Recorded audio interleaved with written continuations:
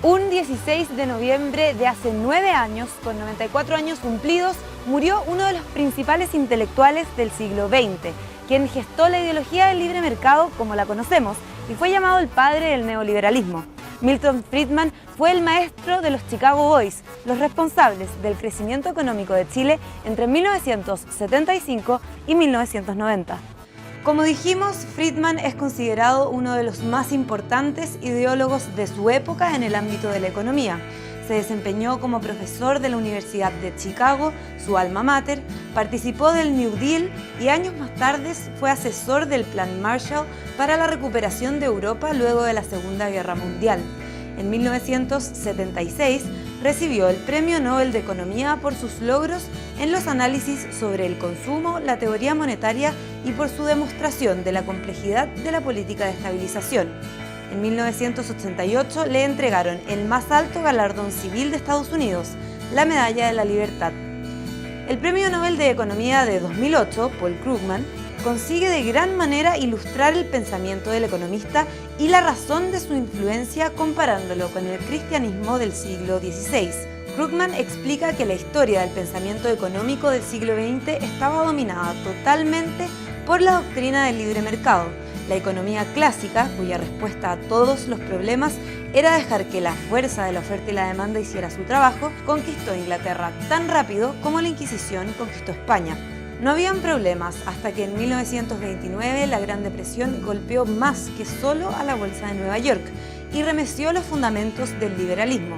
Entonces, ¿cuál Martín Lutero en la Reforma Religiosa?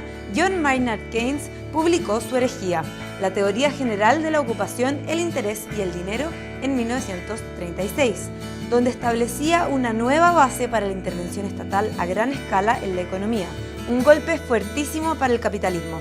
Pero luego vino la Contrarreforma, y Krugman señala que si Keynes era Lutero, Milton Friedman era Ignacio de Loyola, el fundador de los jesuitas. Ambos trabajaron por erradicar la herejía, abarcando amplio territorio pero de manera incompleta. Friedman logró detectar los puntos débiles de la teoría keynesiana y gracias, según el autor, a sus dotes teatrales y a su valentía intelectual que lo llevaron a declarar que los mercados sí funcionan, logró recuperar la hegemonía de la economía clásica, aunque claramente parte del daño ya estaba hecho.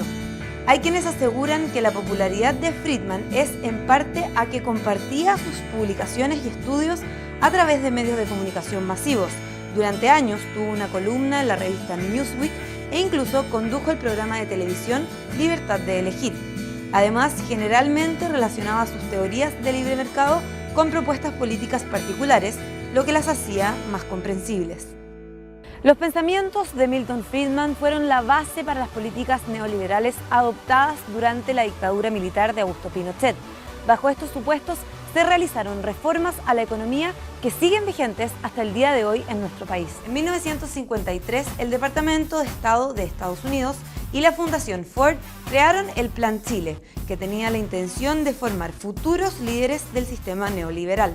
En 1956, la Pontificia Universidad Católica de Chile firmó un programa de 3 años de intensa colaboración con la Facultad de Economía de la Universidad de Chicago. Jóvenes economistas chilenos partieron a Estados Unidos, donde fueron instruidos bajo las doctrinas de Friedman y tuvieron clases con el mismo ganador del Nobel y otros profesores como Arnold Hartberger. Cuando los militares llegaron al poder en Chile, se dio espacio para que los llamados Chicago Boys pudieran orientar la economía del país. Se comenzaron a hacer reformas que apuntaban a reforzar el emprendimiento y la iniciativa individual como motores de crecimiento. Para esto la idea era reducir al máximo la acción del sector público, terminar con el rol planificador del Estado, abrir el comercio y dejar que los mercados se regularan bajo los términos de la oferta y la demanda. Se realizó una reforma laboral, otra a las pensiones y al sistema de cotización de salud, para el cual se crearon las ISAPRES. Los cambios hicieron resurgir al empresariado ahora con un carácter más independiente y competitivo. Para muchos, el principal legado de la dictadura fue sin duda la modernización y liberalización de la economía.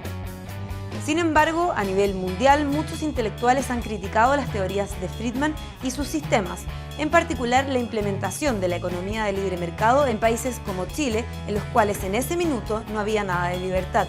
También, a pesar de que nuestro país ha sido tomado muchas veces como ejemplo de triunfo de la doctrina liberal, en los casos de la mayoría de los países latinoamericanos, desde Argentina hasta México, en los cuales se instalaron las mismas políticas de liberalización del comercio y privatización de las empresas, el éxito chileno no se ha repetido.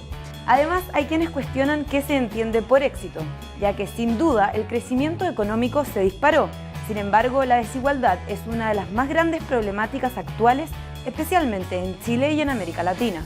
Estas críticas llevaron a la periodista Carola Fuentes a realizar el documental Chicago Boys, que actualmente se encuentra en cartelera y que relata la historia de los economistas formados en la ciudad norteamericana. Los postulados de Friedman marcaron al mundo occidental sentando los fundamentos del Fondo Monetario Internacional y de otros organismos económicos internacionales.